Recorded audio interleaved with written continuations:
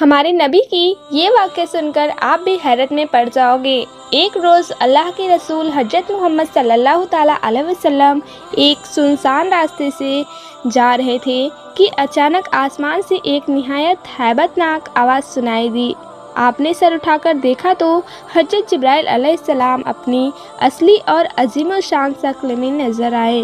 حضور محمد صلی اللہ تعالیٰ علیہ وسلم اس منظر سے بہت متاثر ہوئے اور خوف کی حالت میں گھر پہنچے۔ آپ نے حضرت خدیجہ رضی اللہ تعالیٰ عنہ سے فرمایا، مجھے چادر اڑا دو۔ اسی وقت اللہ کی پہلی سندیش نازل ہوئی جس میں حکم دیا گیا کہ اٹھو اور لوگوں کا حق کی راہ دکھاؤ۔ حضور محمد صلی اللہ تعالیٰ علیہ وسلم نے اللہ کے حکم سے صفا پہاڑی پر چڑھ کر قریش کے تمام لوگوں کو جمع کیا۔ آپ نے پوچھا، اگر میں کہوں کہ اس پہاڑ کے پیچھے ایک لشکر تم پر حملہ کرنے والا ہے تو کیا تم میرا یقین کرو گے؟ سب نے ایک زبان ہو کر کہا، بے شک، کیونکہ ہم نے آپ کو ہمیشہ صادق اور امین پایا ہے۔ تب آپ نے فرمایا کہ ایک اللہ کی عبادت کرو اور ان بے جان بتوں کو چھوڑ دو۔ یہ سنتے ہی ابو لہب اور ابو جہل جیسے لوگ بھڑک اٹھے اور مخالفت پر شروع کر دیے۔ جب حضور محمد صلی اللہ تعالیٰ علیہ وسلم نے بت پرستی کے خلاف آواز اٹھائی تو مکہ کے کافروں نے آپ پر ظلم و ستم کے پہاڑ توڑ دیے۔ جب آپ نماز پڑھتے تو آپ کی گردن پر اونٹ کی اونچڑی ڈال دی جاتی، راستے میں کانٹے بچھائے جاتے اور آپ کو جادوگر اور پاگل کہہ کر پکارا جاتا۔ آپ کے چاہنے والے صحابہ کو تپتے ہوئے ریگستان میں لٹا کر ان کے سینے پہ بھاری پتھر رکھے جاتے۔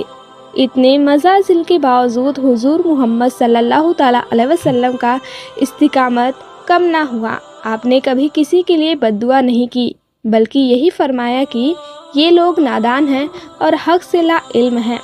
قریش کے سرداروں نے ہار مان کر عتبہ کو سمجھوتے کے لیے بھیجا۔ اس نے لالچ دیتے ہوئے کہا، اے محمد، اگر آپ کو دولت چاہیے تو ہم آپ کو مکہ کا سب سے امیر شخص بنا دیں گے، اگر سرداری چاہیے تو ہم آپ کو اپنا حاکم مان لیں گے۔ حضور محمد صلی اللہ تعالیٰ علیہ وسلم نے نہایت سکون سے جواب دیا، مجھے ان میں سے کچھ نہیں چاہیے، میرا مقصد صرف یہ ہے کہ تم اس واحد اللہ کو پہچان لو جس نے تمہیں پیدا کیا ہے۔ جب قریش نے چاچا ابو طالب پر دباؤ ڈالا تو انہوں نے حضور سے کہا کہ بیٹا اس کام کو چھوڑ دو ورنہ تمہاری جان کو خطرہ ہے۔ حضور کی آنکھوں میں آنسو آ گئے اور آپ نے وہ تاریخی جملہ فرمایا، اے میرے چاچا، اگر یہ لوگ میرے ایک ہاتھ پر سورج اور دوسرے پر چاند بھی رکھ دے تب بھی میں اپنے اس حق سے پیچھے نہیں ہٹوں گا۔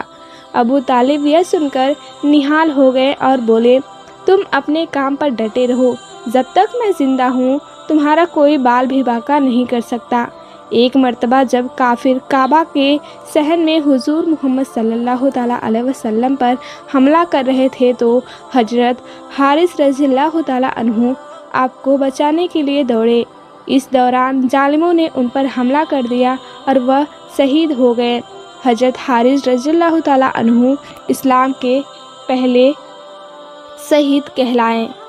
اس واقعے کا سبق یہ ہے کہ حق کے راستے میں چاہے کتنی بھی رکاوٹیں آئیں، ایک مومن کبھی اپنے قدم پیچھے نہیں ہٹاتا اور ہمیشہ صبر کا دامن تھامے رکھتا۔ آپ کو یہ واقعہ کیسا لگا؟ پسند آیا تو پلیز ویڈیو کو لائک کر کے چینل کو سبسکرائب ضرور کریں۔ تب تک کے لیے السلام علیکم۔